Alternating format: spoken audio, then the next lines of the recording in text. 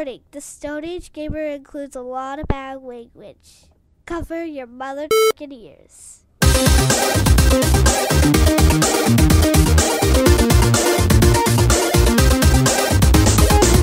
Good evening and welcome to episode 152 of the Stone Age Gamer podcast for the week of June 2nd, 2017. I'm Chris Randazzo, and joining me as always is Subterranean Mini-Boss Dan Ryan. I think I'm offended by that one. I think. Not sure. This week marks the... No, go ahead. Yeah, there's a couple options there, and not all of them are great. Yeah. So fuck you. You could very well be Leatherhead.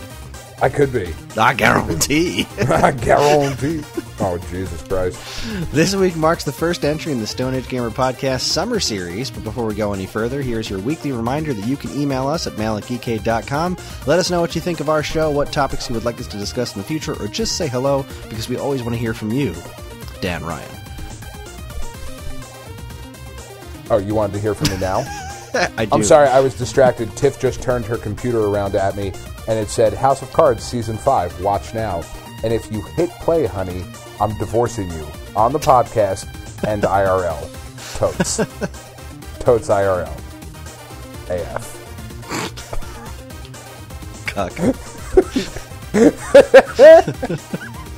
Cuck AF. Extra cuck AF. Wait, that's not a good thing. Never mind. Dan, how you doing? What's new with you? Oh, Chris. Not much. Not much. It was Player's Choice Godfest these last 2 days, and had some good shit. Some good things happened. I thought about writing about it. One of the guys I co-opted with on a couple dungeons was like, "Why don't you write things on your website about this?" And I was like, "Well, first of all, it's not my website; it's our website. It's a collective. I'm not that cocky. Second of all, fuck, I just don't have the time." But but there's some good stuff that I pulled that made my Dark Athena team that much stronger. So I'm very excited about it. Yeah, like it was actually a Godfest. Like this was the Player's Choice one where the fans get to vote in the featured cards, which is really cool that they do that, for the community and whatnot. And Ronov did not make it in, so I still don't have him, but that's just never going to happen at this point. I'm fully convinced. So, which means, here's how this works. The desire sensor is a very, very real thing, and it feels what you want, and then either gives you way too much of it or none of it ever. And like Andromeda is a card that I've never pulled on my main account. I was like, it'd be cool to have an Andromeda. Like, it'd be kind of nice. Like, she would fit on a couple water teams that I could work on. She has a new Awoken form that's pretty cool. I now have 3 of them. So, it's like, okay. I mean, I wanted 1. 2 was cool. 3's a bit much. I don't know that I happens to need me a lot in Tetris. You're playing like, man, I need a line. Man, I need a line. 6 lines later, like, well, now I got too many lines. Well, now what do I do? Now I need a fucking curvy do. Yeah. Anyway, so Player's Choice Godfest was good. Awesome. Other than that, Tiff and I finally finished Lego Dimensions. Oh, congrats. Yeah, it was really good. And they just announced today that September 12th will be the Powerpuff Girls, Teen Titans Go, and Beetlejuice extensions. And I'm really excited for Lego Beetlejuice. Like, that has me deliriously excited. That's awesome. Yeah. Yeah, we haven't touched that game. It just didn't click with us. Really? No, that's so pun weird. Intended. Yeah, it just didn't really do it. But so I don't know. Maybe we'll come back to it one of these days. Yeah. I'm at the end game on Zelda. I did it. I haven't beaten it yet, but I got all 120 shrines. I got the cute little reward you get. Spoiler alert for anybody who doesn't want to know what the reward is that you get for beating all 120 shrines. They tell you to go to the ruined temple, and you go there, and at the giant goddess statue there's 3 treasure chests that appear, and it has this like really dorky Link outfit, like green tunic, green hat, and shorts. That's like, it? Yes, this is fantastic. That's what you get? You get the Angus Young costume? You pretty much get Link as Angus Young, yes. Well, when you put it like that, it sounds like the best reward ever, and I don't know what the internet was bitching about. Now you Well, no, the internet was bitching about the Korok seeds. Because there's 900 Korok seeds, and that you get literal shit for. You get this seed that looks like a pile of shit from the thing that you give all the Korok seeds to. That's kind of awesome. That I do think that is kind of awesome. So yeah, I got all the memories. I did all the shrines. I've upgraded most of the armor that I would want to upgrade. Now I just have a couple of side quests that I'm doing just to kind of prolong things a little bit, because I kind of feel like I'm a dick if I go beat Ganon before I take care of some of these side quests. Like the other night I was like, all right, well, I'm going to do one of these side quests. So I picked the first one on the list, and it was like these guys that were lost in the mountains, and I told their friend I'd go find them like a month ago. Well, you're still gonna. So I did, and I really liked that quest because, I expected to find them and, like, other people you rescue in the game. Like, every now and then you'll be walking around in the game and you'll just see a random person in the woods being beat up by a moblin or something, and you save them and they say thanks and give you $50 or whatever. I kind of expected the same out of these guys, but they were just like, that asshole it told you to come rescue us, and he's chilling out at a stable down the block. I'm gonna go kick his ass. Nice. All four of the people were just like, that prick, I'm gonna go beat him. that motherfucker, I'm gonna hit him with a stick. So that was fun. Yeah, but I'm pretty much there. I'm probably gonna do it this weekend so I can have it finished before the move. And that's exciting. Well, that's pretty much where I'm at in the video game world. That I'm still playing a lot of Puyo Puyo Tetris. This is fun. If you're going to come see us at Too Many Games, Dean is organizing a Puyo Puyo Tetris tournament. I think it's going to be at the Stone Age Gamer booth, but it's a Geekade Stone Age Gamer Puyo Puyo Tetris tournament where apparently you get to play against me, which is that's fun. news to me. That Dean approached me about it, and I was like, yeah, that sounds interesting. And then he went for it, and he's like, all right, we're all set. And I'm like, okay, I guess I better practice. Guess I better get good. Better get good. Game. Get good.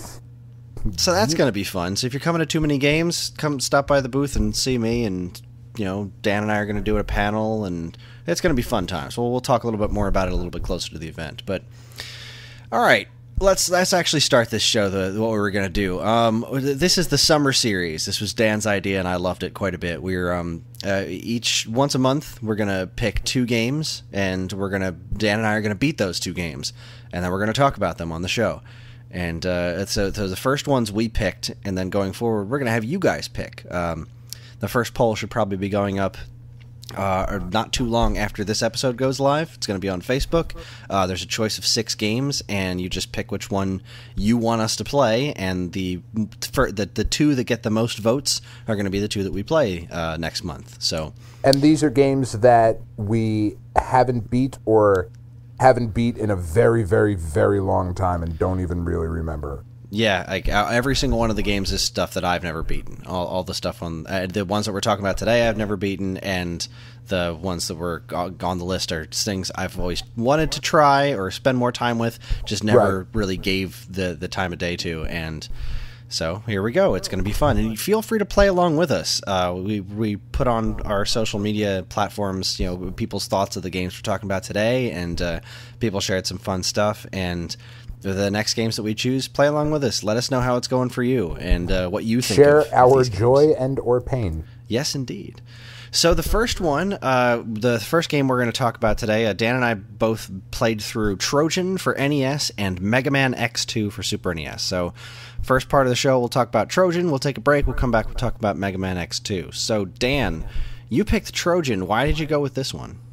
I picked Trojan because this was a game that I had played a lot with my cousin, and when I was a little kid, and I always thought it was really cool. I was always struck by the post-apocalyptic art style of it, and it was not a game that I was aware was an arcade port.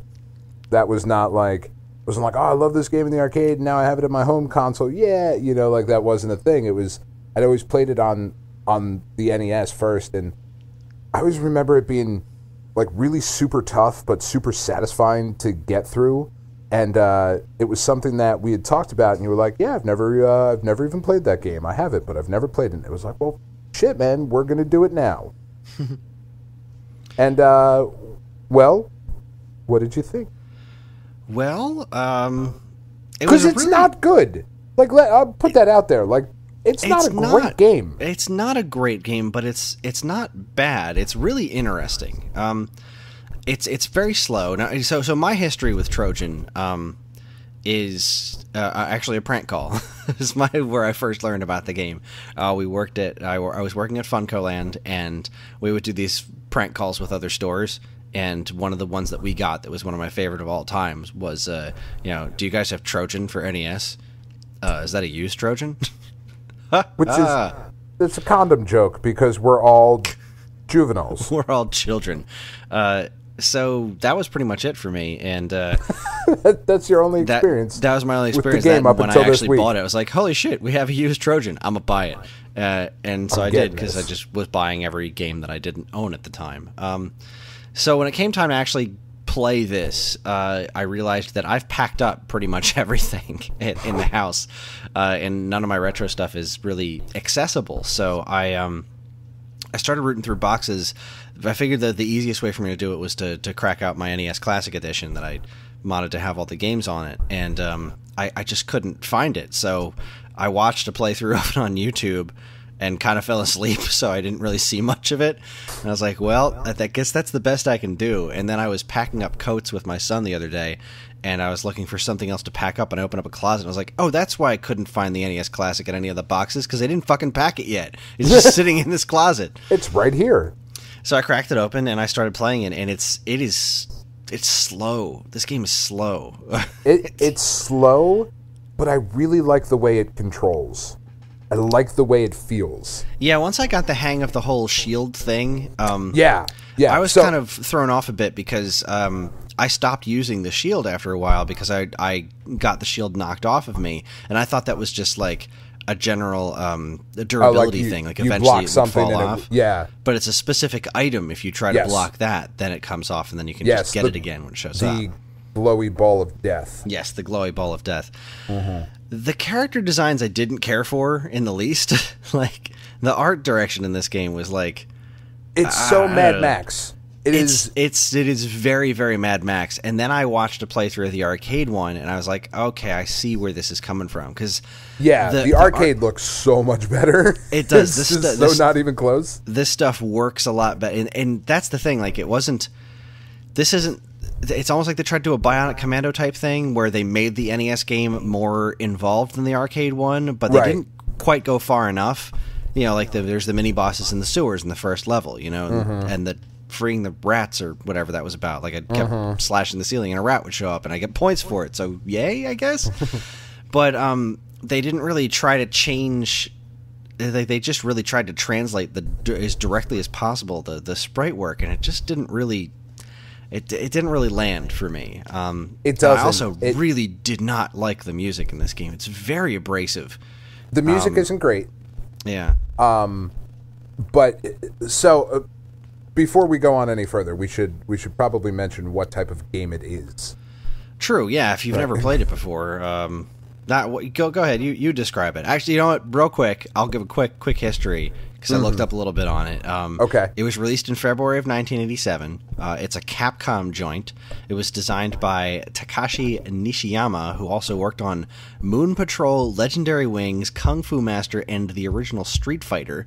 Then he moved over to SNK and worked on Fatal Fury and King of Fighters, among other things. So it's got a bit of a pedigree. Right.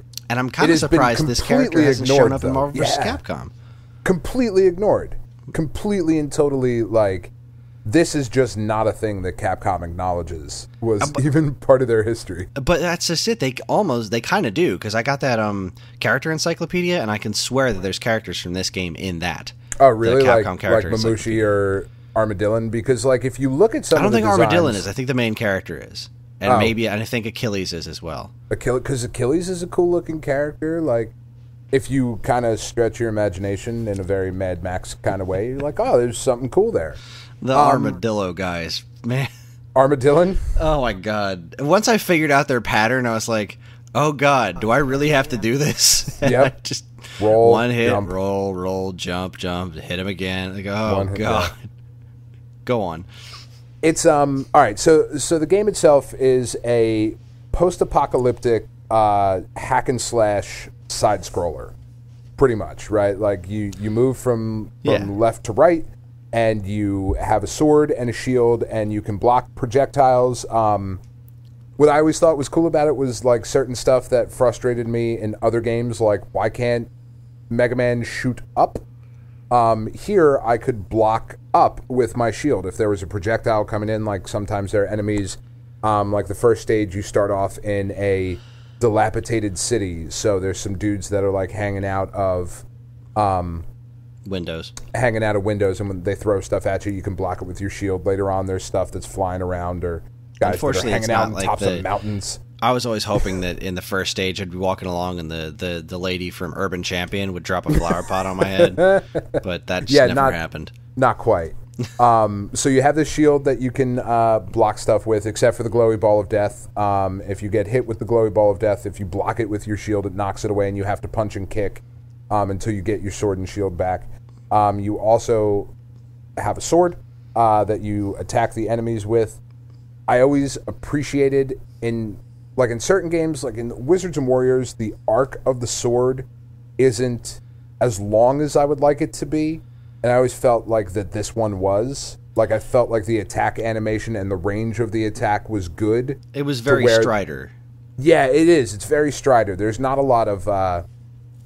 it doesn't feel cheap. Like, when you get killed by something, it's not like, if my sword... If I wasn't like, which I know you can't see, but... Wizards and Warriors is kind of a bad example, because that sword play doesn't make any sense in that game. Right. I'd akin it more to, like, Zelda 2. You know, you've got this little teeny tiny stabby... like letter opener sword. Yeah, you go meh. Like that's what you do. Like guys are coming at you, like dudes are trying to kill you, and you're like, meh, stay away, no. The sword just is so freaking short in that game. It really is. In this one, stupid. And it's not in the artwork or anything. You see a picture of Link, and the sword's the Master Sword or Magical Sword, whatever. Yeah. And in the game, it's like you've got this very, very short attack radius. And in Trojan, you're right. I did like the attack radius. I liked a lot about that kind of stuff. The ideas of that. It's just that there were a lot of cheap deaths. It didn't really kind of lose its quarter muncher-ness and the translation to NES, which is something like, I mentioned Bionic Commando and Rygar and these kinds of things where they were like quarter munchery arcade games, and then they translated them to something more akin to a more fair adventure kind of a situation. And this, they didn't really quite nail that with this. It had a lot of those like just kill rooms, like the elevator rooms when you're going down, and then like those all are kind of annoying. The jackasses with the axes, the tomahawk guys or whatever. Yeah. Oh God, I hated those guys. And those guys are harder than half the damn bosses. That's true. That's true. That's something that drove me kind of wild about this game with the bosses is like the big bads, like the one that the dude who looks just like you, who's also named Trojan, I guess, the red one. Yeah. Like all I did was just jump at him and keep hitting him, like. And he'd never. Both times I fought him, I didn't get hit once. The big guys at the end with the swirly swinging things, muscular. I just jumped at them, then ducked and hit their knees a couple times. Both of those went down like chumps. Same with the last boss, Achilles. I fought him exactly one time, and I just got to him, and I did the same strategy I did for the Trojan dude, and that was the end of it. Yeah, like he's not hard. I don't even know what his attacks were. I never saw any of them. He just kind of backed off and hid in a corner while I killed him. I was like, what is up with this game? What are you doing? The regular dudes were really aggressive, and the bosses were like that friggin' goblin dude who jumped around. And yeah, that guy's a pain in the ass. Especially in that like second to last stage when he's all hanging out up top where you can't really kill him. Yeah. He's like jumping and throwing stars at you. I'm like, you little bitch. I always hated Iron Arm. Iron Arm was the one that always he was the hardest. Yeah, he was a pain in the ass. But he was a pain in the ass. And the big dumb guy with the bat, like that's Muscular. Sorry, the other guy you were talking, the two guys that come out of the wall with the swirly things. That's King Shriek. That's right. Yeah, Muscular. Yeah. I died on him a couple of times because I'd just go up to him and see if I could just brute force him, and then I was like, okay, just back up a little bit and he can't hit me. Wow, this guy's really dumb. Well, he's muscular, but not smart. So, like, the game is broken down into a number of different levels. I think there's, like, 6 or 7 levels. And then there's, like, there's a mini-boss in each stage. There's a Ghosts and Goblins-esque map. Yeah, it looks very Ghosts and Goblins. The stage design, I thought is pretty cool. Like, I like the way it looks. You know, you go from fighting in, like, a weird old burnt-out city, and then you're, like, out in the woods, and then there's, like, or not in the woods, like, out in the mountains. And then there's, like, this, like, some underground stuff, and there's, like, an elevator. It feels very cyberpunky, you know? Like it does. It's almost like a cyberpunky. I never realized until just this moment this game reminds me a lot of Altered Beast. Yeah, it's got an Altered Beast kind of feel to it. Because it's that kind of beat 'em up where it's not like Final Fight or Double Dragon where you can move up and down. Right. It's completely two-dimensional. Yeah, it's completely on a line. Plodding. Like, it's not a fast game at all. But it kind of works.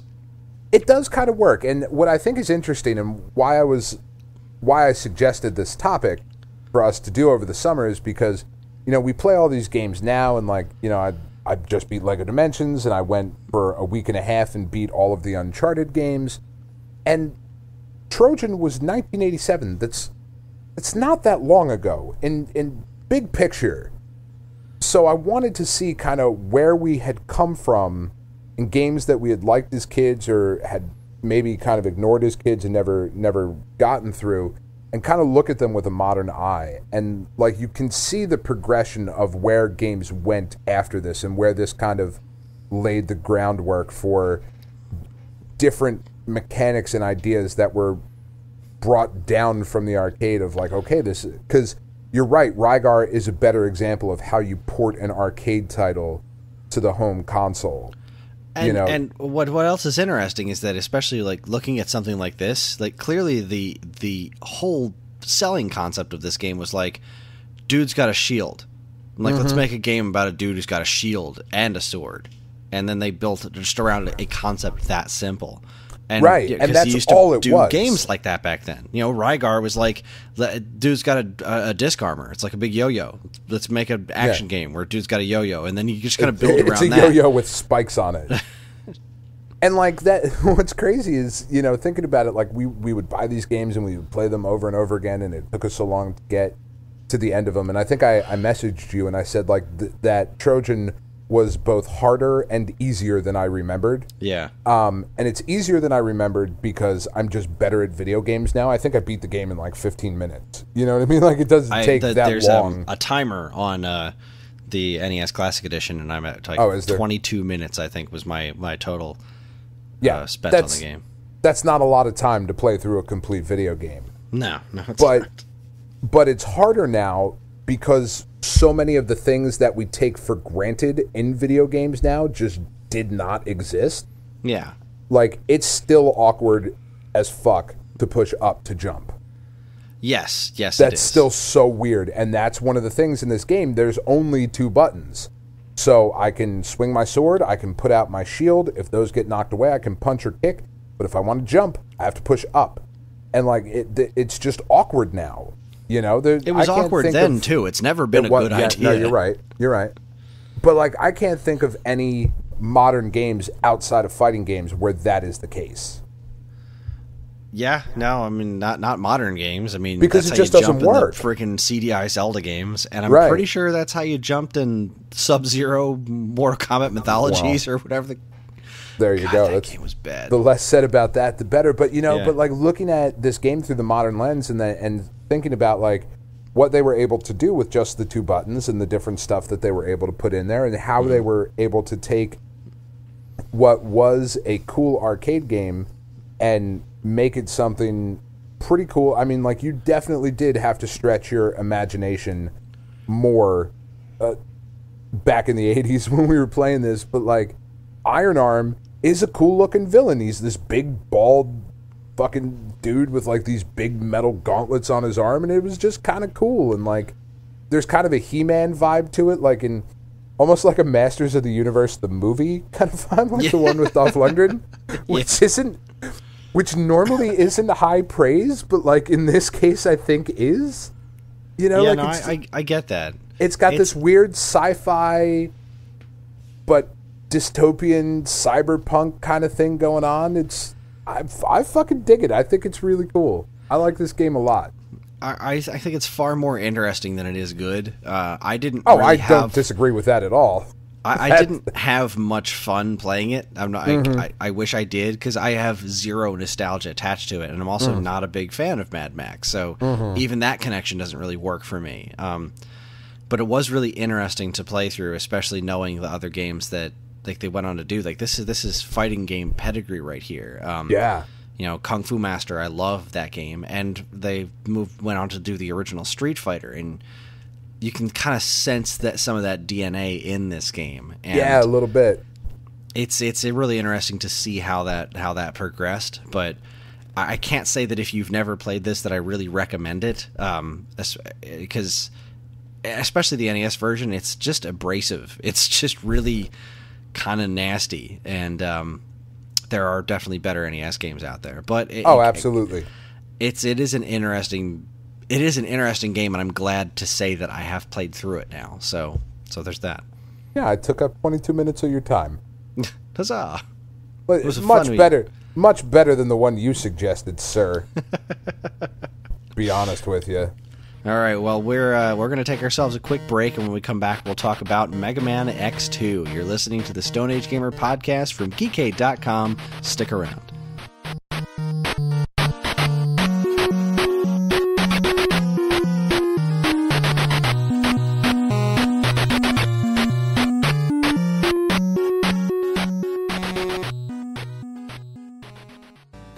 And now, here's a look at some of the other original content available right now at Geekade.com.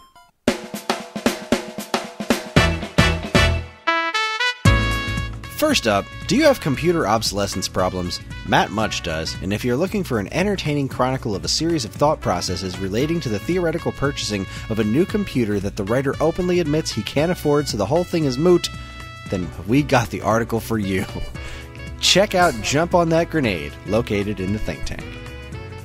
It was like reading through the Crying of Lot 49 again. It was amazing.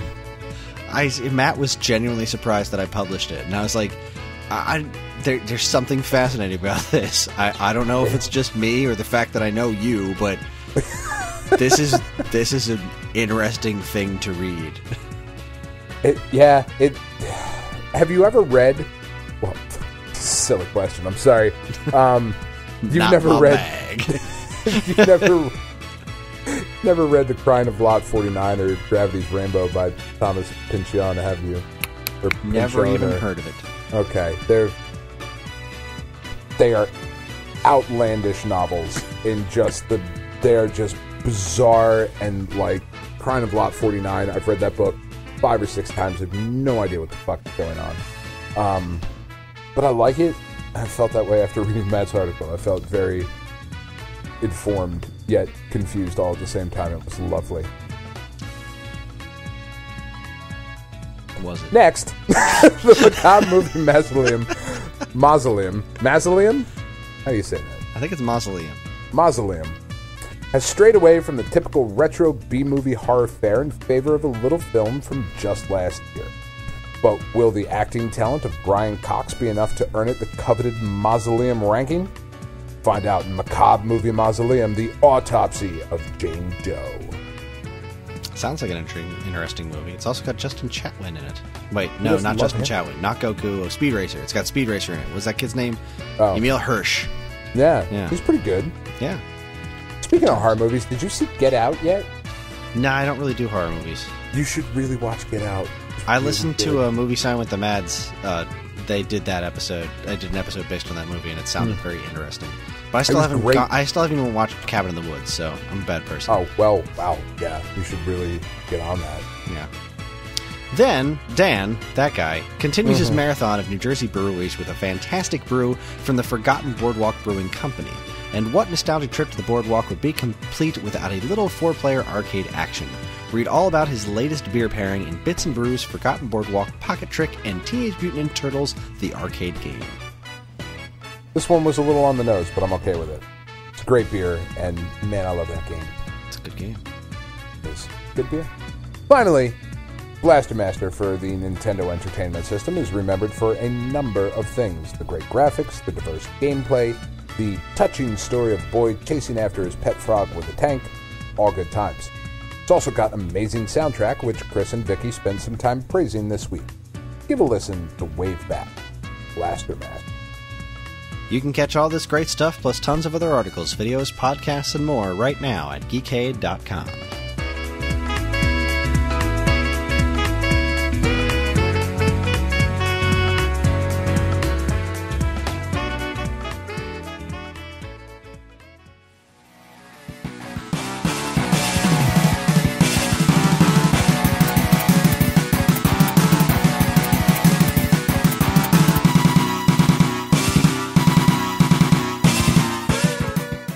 Alright, we are back. It's time for us to talk about my pick, which was Mega Man X2, released for the Super Nintendo Entertainment System in January of 1995. Keiji Inafune was an artist on the game, but not really a designer on the game. It was designed by two dudes, Sho Tsuge and Yoshihisa Tsuda. Boy, I should have practiced that beforehand. You should have. Tsuge worked on it as a programmer on the first game, and Suda did not. So there's definitely a disconnect here.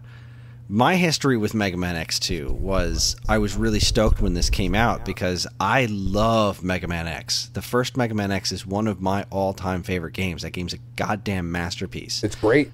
So I was really, really excited for Mega Man X2, and I rented it, and it just didn't grab me. Something just felt off about it, and I just kind of never really gave the game a proper shot after that. I mean, I bought it on Virtual Console. I have the cartridge. I've always kind of respected it because I know people like the game, but I never really gave it an honest shot after that rental because it just didn't click with me for whatever reason. So I figured when we were doing this, I was like, all right, X2. This is a game. I'm going to make myself play through it, and when I do that, I'm going to understand it. It's going to be like Majora's Mask with me. You know, I kept like just never clicked, and then I made myself get through it, and by the time it was done, I was like, this game is goddamn awesome. That did not happen to me with Mega Man X2. No. I do not care for this game. Nope, me neither. Talk to me a little bit about your experience with it. I am a massive, giant fan of the original Mega Man series. I love them all to pieces, even the bad ones. But I've there never were no bad ones. I have never been a huge fan of the X series, and I could never exactly remember why. Because I know that I love Mega Man X, but then I don't remember what happened after it. And then when you were like, "Let's play this game," I put this game on. I went, oh, this is what happened after that. This is why I stopped liking the Mega Man X games. This does not feel or play at all like a Mega Man game. To me. Yeah, no, I buy that. The level design the level design is very so bad. Yeah. It's so There's bad. so many cheap. Here's the thing. Mega Man games are friggin' hard, and I love that about them. Sure. And like just to be sure I'm not some crazy I only like the original Mega Man games. Blah, blah, I went back and played some Mega Man 10 after like halfway through playing this game. I was like, no, I really like this. I was dying, because it's hard, but it was like it was the good kind of hard. It's like fair. No, I get it. I can do this. Like this is doable.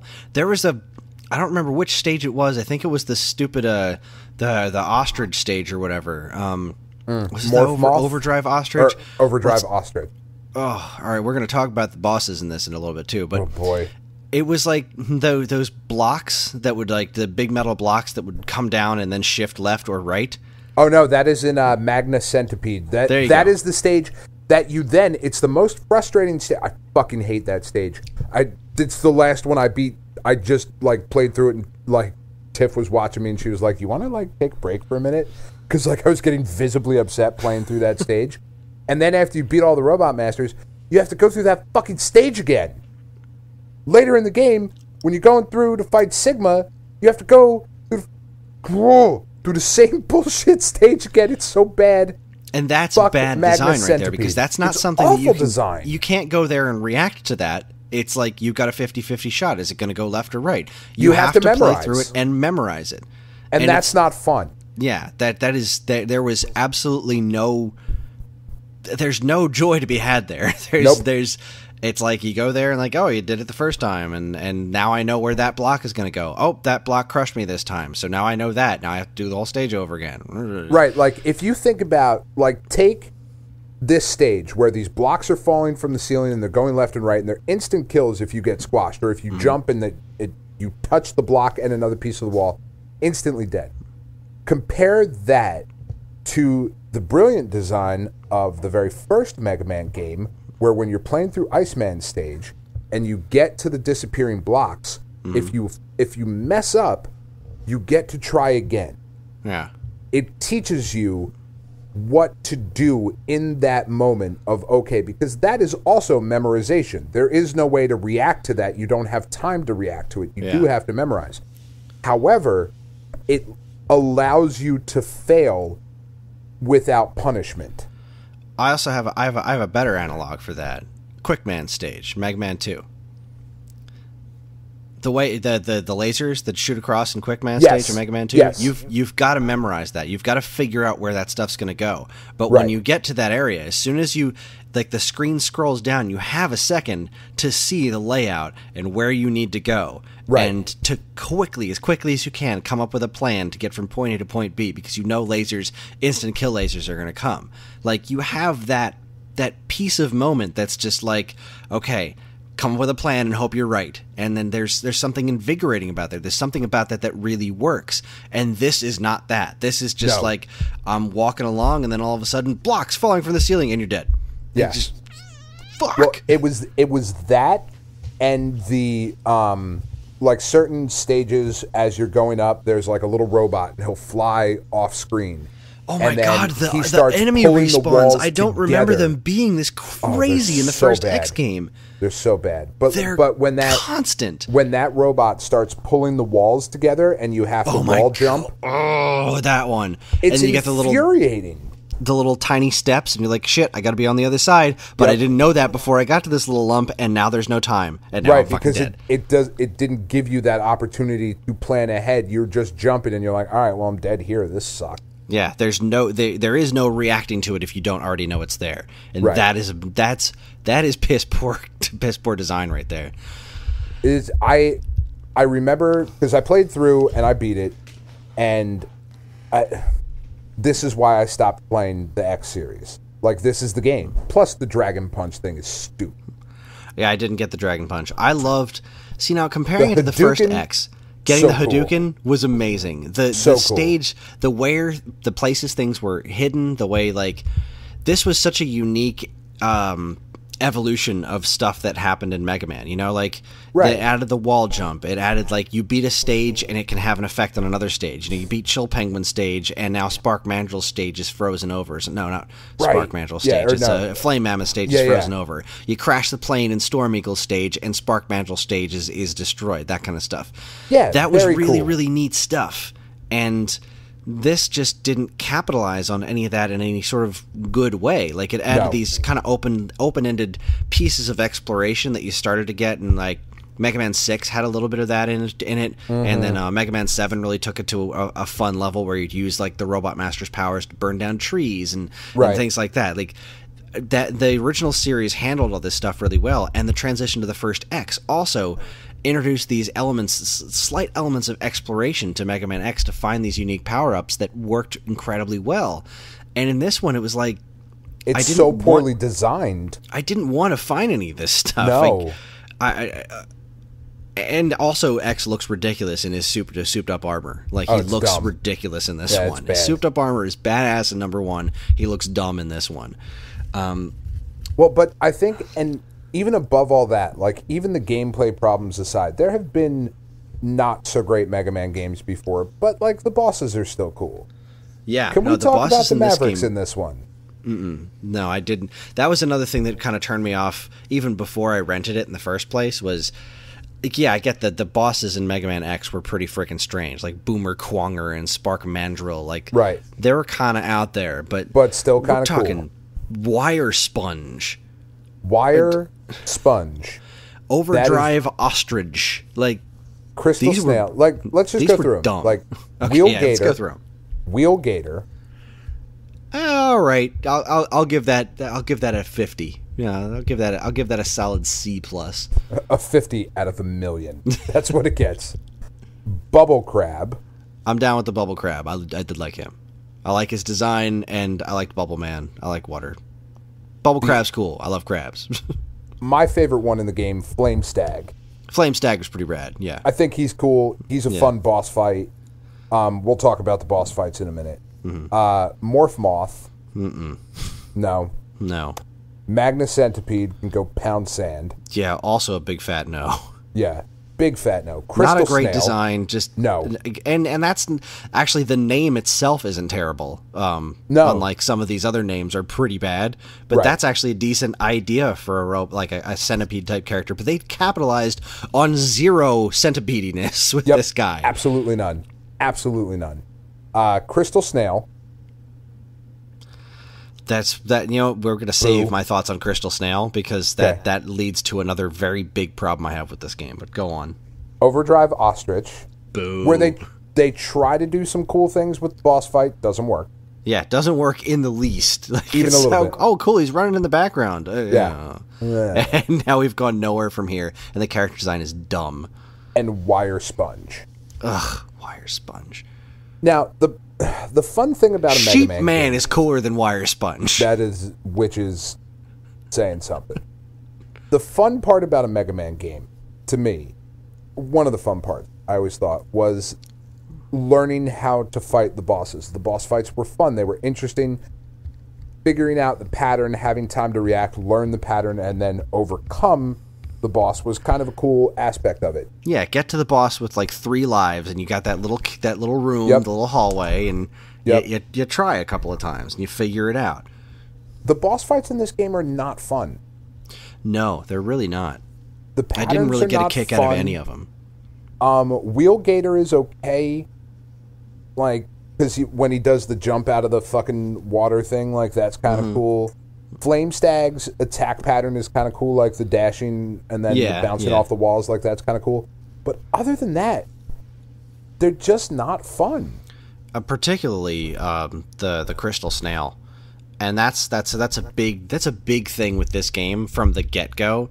Is the Capcom put the CX4 chip in here, and this game is a great example of doing a bunch of shit that the Super Nintendo just couldn't do. Yeah. And they kept throwing these tricks at you. Like in the beginning of the game, you got this giant robot in the background, but it's not impressive. And like it just doesn't move right. There's lots of slowdown from it trying to do these dumb tricks. Like Crystal Snail, like when he's mode 7 spinning around and whatnot. Yeah. It's just so much slowdown. And I couldn't tell if that was intentional, like he's hypnotizing me or something. And I'm pretty sure it's just slowdown. It just doesn't freaking work. And that dumb sword mini boss, you fight a wireframe sword that's just not Spoilers, fun there's more wireframe at the end of the game. Oh, fun times. Yeah, I didn't actually finish this one either. So you are not doing a good job on our summer series so far, Chris. So far you're 0 for 2. I made it to the second, end stage.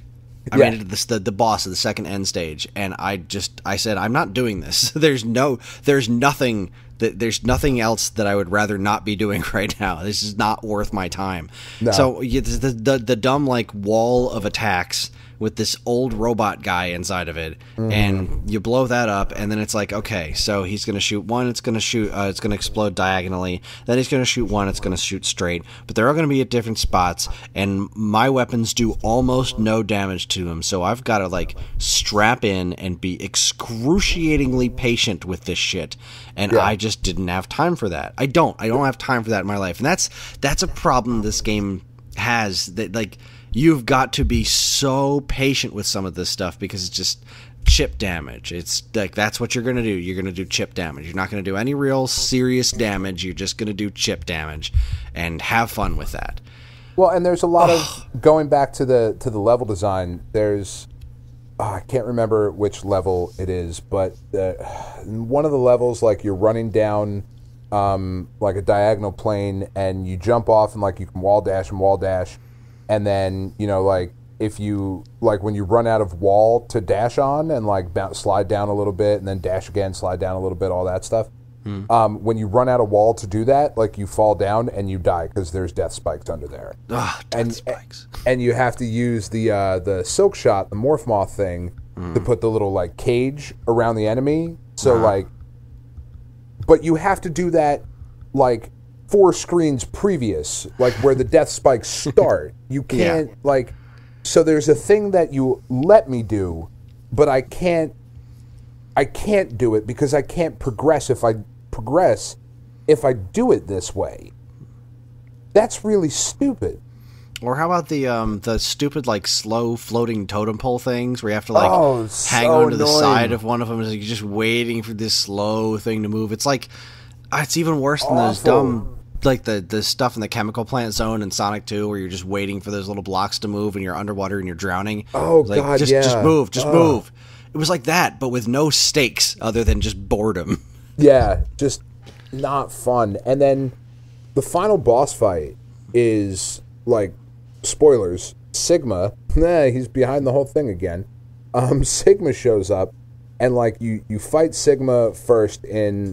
He fights a lot like Vega the first time you fight him. Like he's got these like Wolverine claw kind of things, and like he bounces off the walls and does that. Fight's kind of fun. Like he does some okay attacks in there, and like learning the pattern is kind of cool. And it involves like hanging on the wall and like bouncing off and doing the dash immediately after you jump off the wall so you can cover a big distance and get behind him and do a charge shot and all that. Like it's pretty fun. But then after that he becomes a wireframe Sigma head that is so cheap and takes forever to whittle down, and like it's just a frustrating. He's got this one attack where his head covers about the middle portion of the screen. He goes left to right and then back again. So like his head is taking up the entire middle portion of the playing field. And then he vomits out like a stream of like death, I guess. And like as he's moving left to right, his stream of vomit death is coming out. But he moves fast enough to where you can't really wall jump. Like there's not really enough time to get all the way up to the top of the wall jump and dash off to the other side, then get back up and jump over again. Like you're going to get hit. It's just frustrating. It's cheap. It's not well designed. It's not fun. And like, oh God, this is not a good game. But before we go and read what everybody else thinks about these games, and I guess I apologize because a lot of people seem to like this game, but really, the thing that the thing that playing through this now really, really bothered me more than anything is the music. Mm-hmm. There's no memorable music in this game, and it's all just this dumb butt rock guitar solo stuff, and the music in Mega Man X is so goddamn good. It's so good, and it's full of like really, really catchy tunes and whatnot. I don't remember almost any music from this game. No, it's not. And I spent a decent chunk of time playing it, like dying over and over again, these cheap deaths and whatnot. Like I spent time on these stages, and the password music sticks in my head, and it's all just, it's not catchy. It's not good Mega Man music. It's just... This game does the traditional Mega Man things poorly. The bosses are unmemorable, and the boss fights suck for the most part. Or at least I don't enjoy them. The weapons that you attain from the bosses are not cool. Oh yeah, that's another good point. None of the weapons you get are interesting. Like I love the weapons in Mega Man X. Yeah, the silk shot in this one that you get where like you trap an enemy and you can jump on them, that's kind of cool.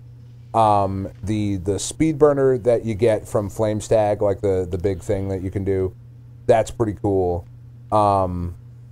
It's really about it though. Like I guess even then, that's not really all that interesting. It's just it's a fire thing, and if you charge it up, you can do a little fire dash move. But yeah, like it's not really all that interesting. Like I guess the weapons in X weren't that interesting per se, but they had neat effects on things. But like the stupid wire weapon you get, and I don't know, for man. That.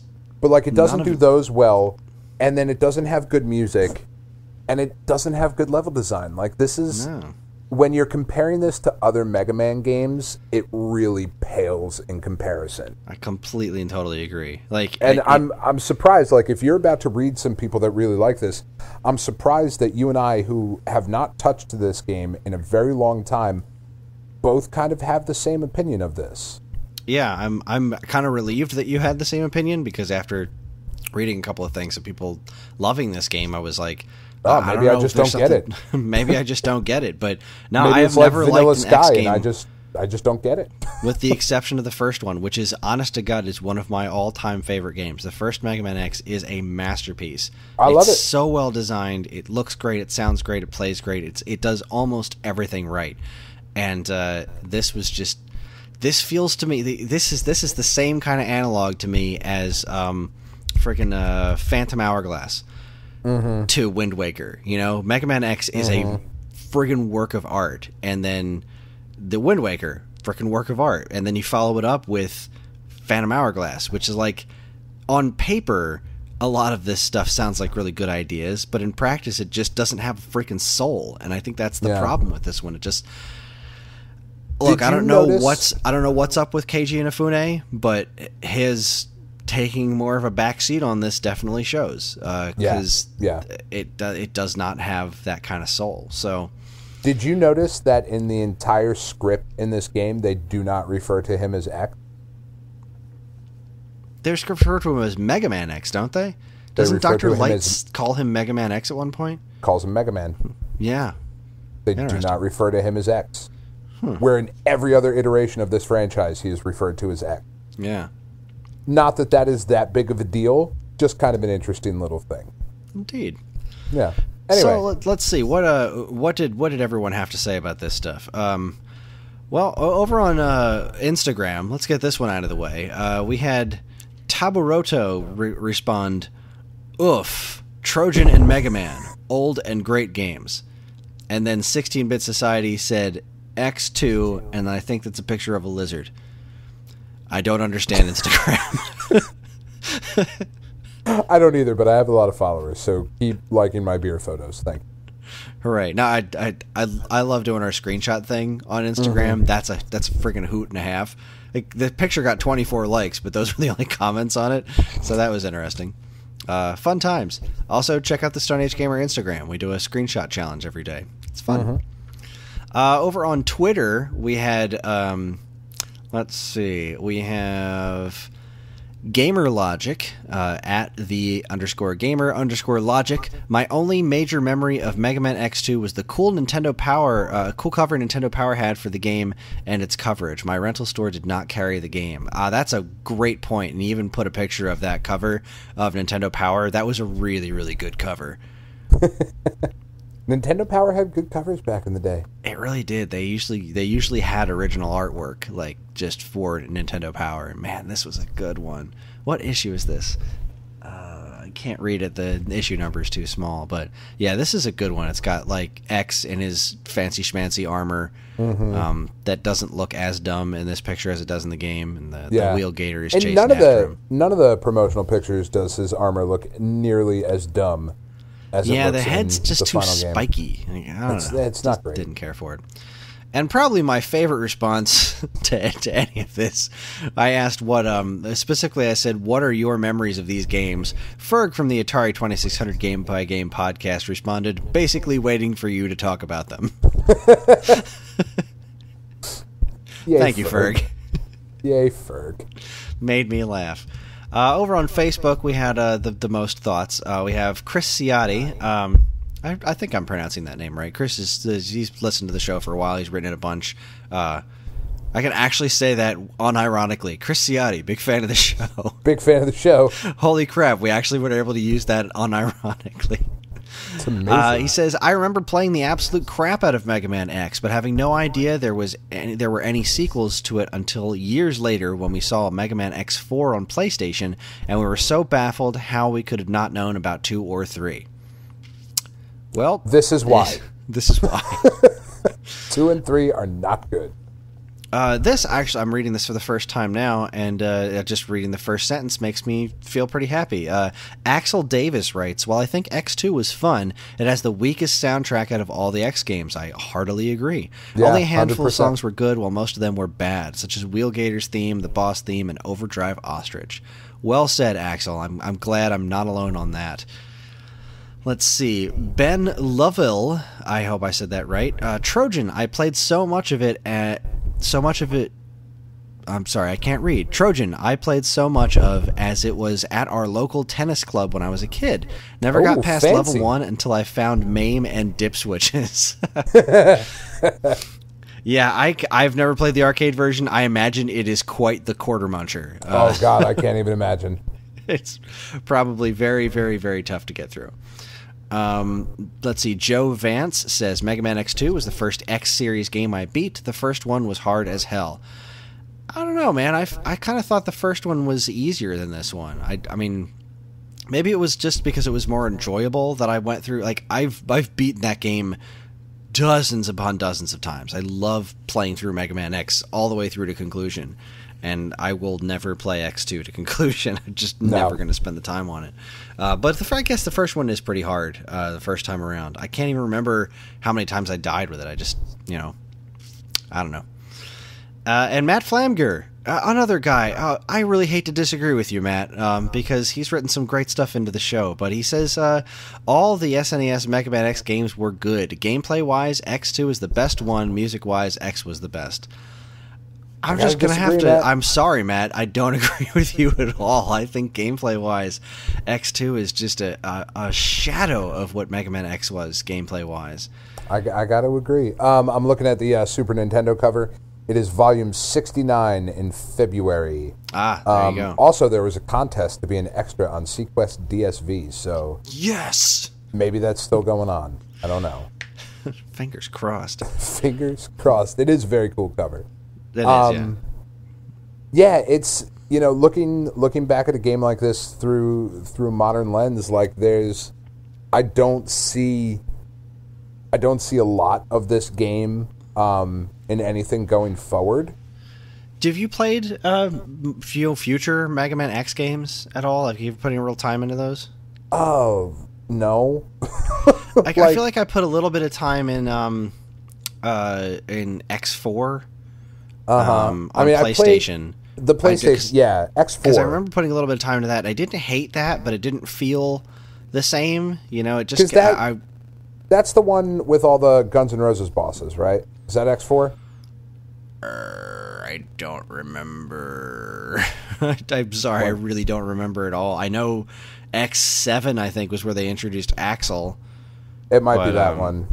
Oh, God. X7 and X8, where they did, like, that pseudo 3D stuff. Oh, those were bad, the PlayStation 2 ones. X5. It's X5. Yeah, I didn't play much of X5. Okay, X5 I played and X6, that one I really barely Guns N' sniffed. Roses. I think I played a little bit of them when they were on they released them on the collection. Like, my friend Marco was playing through the games in my Game Crazy, and, like, I picked up the controller for a few minutes, and I don't know, man, they just never really sat with me. Yeah, I'm sorry. The bosses in Mega Man X5 are Grizzly Slash, Duff McWhalen, Squid Adler, Izzy Glow, Dark Dizzy, the Skeever, Matrix, and Axel the Red. I did play this one. I like this one. All right. But no, like I said earlier, like there was a reason, I could never remember the reason that I stopped playing the X games, and it was X2, because I loved X1. I loved the progression of it, and this one didn't even feel stagnant to me. It feels like a step back. Like even playing it today, it feels like a step back for the franchise. I'm curious about how X3 holds up, because that's one I've never played at all. I've never touched X3. I'm curious how well that does, because that's still on Super NES. Mm-hmm. Like there's something about the larger sprite work and just the weight of controlling Zero in X4 and beyond that I don't know, just never really felt right to me. There's so much perfect about the first Mega Man X. I would love to see that get the proper Mega Man 2 treatment, like get a sequel to X the way that Mega Man 2 worked over Mega Man 1, and we never got that, in my humble opinion. So I'm curious how X3 works. I'll have to I'll have to give that one a smell one of these days. You can get the Z Saber in X3. You can get Zero's sword. Neat. So that's kind of cool. That's kind of cool. Like, there's some more collecting and exploration stuff in it. I don't remember the stages though. Like, I don't know. One of the bosses, I'm looking at it now. One of the bosses is named Volt Catfish. He is right above Wait a Crush. minute. Maybe I Crush did Crawfish play some of this. and That Toxic sounds real familiar. Seahorse. Wow, maybe I did play some of this. You know, looking at some of these games back in the day, there's a reason that these are things we love nostalgically and would just not work today. Yeah. Like, you could not come out with Crush Crawfish and be like, "Nah, that's fucking dope, dude." Have you seen Crawfish sounds like he should have his own platformer. He really does. He sounds like an 80s WWE character. Like, just a big fat Cajun guy. Oh my God, you're right. Just a guy that Hulk Hogan beat up at a pay-per-view once. Ugh. Oh goodness! All right, so that's going to wrap up the first round of our summer series. So you know, not two overall winners, but I'm glad to have played. I'm glad I finally have these under my belt, and I'm counting X2 as something under my belt because I've done as much of that game as I feel that I need to play, and I'll just YouTube the ending of it and be like, wow, I'm glad I never did this. I've done as much as I'm going to, so I know that game now. I understand what that game has to offer now. yeah. And And I disagree. I love Trojan. I love that I went back and played it. I really do. I do love that I went back and played that too. I'm glad that I really do finally love that have game. played that game. Yeah, I enjoy it quite a bit, and was very happy to go back and spend some time with it. It's got like some I said, cool it's like DNA 15, 20 minutes. Yeah, it's really it's not a huge thing out of your way, and it isn't. It is certainly an interesting game to try.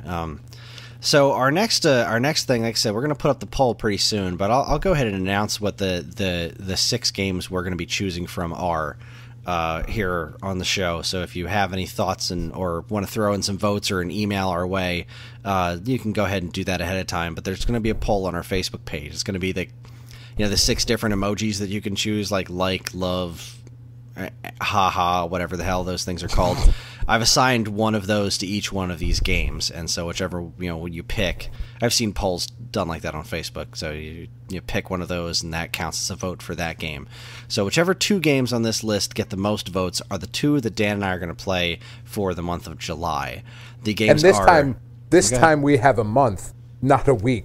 Yeah. So we will both definitely beat them. Yes. These games are Newtopia 2 for the TurboGrafx 16, Yes. Echo the Dolphin for Sega Genesis, Fazanadu for NES, Super Turrican 2 for Super NES, Psycho Fox for Sega Master System, and Ninja Gaiden Shadow for Game Boy. All of these are games that I've always wanted to play through and never actually have. So that's going to be... Have you beaten any of these games? I have not finished any of them. I have come the closest in Newtopia 2 because I really, really love that game.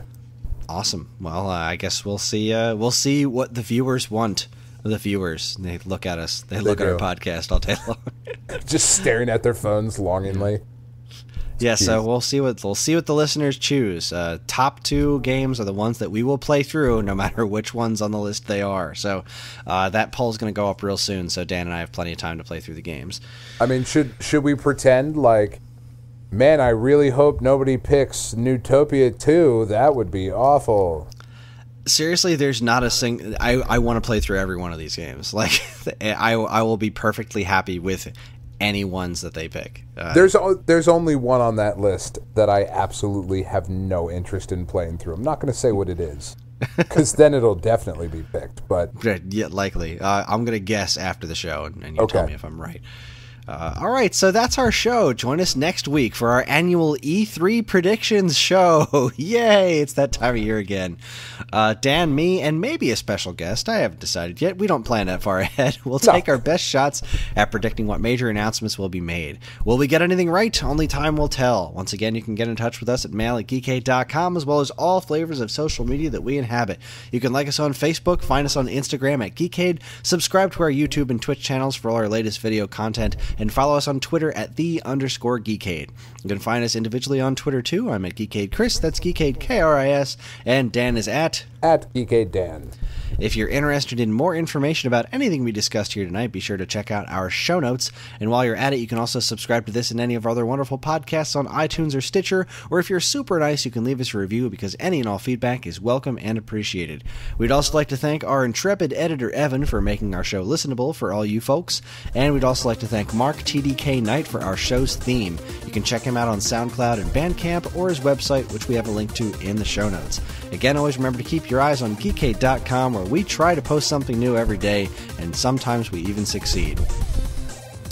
That's all I got. Thanks for listening to the show. On behalf of Dan and myself, keep playing games.